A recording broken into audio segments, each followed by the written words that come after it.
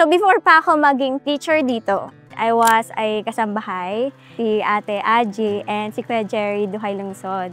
Sila talaga yung family na nakasama ko. May daughter sila na deaf. So hindi ko siya alam paano ko siya tuturuan. So that's why nag-aral ako ng sign language. Doon sa family na yon, napunta ako sa church. And then I become a teacher for Sunday school sa mga deaf. So ayun, kaya si God na yung nagbigay sa akin na maging teacher. So before pa ako maging teacher dito, naghahatid na ako ng estudyante. Dito siya nag-school.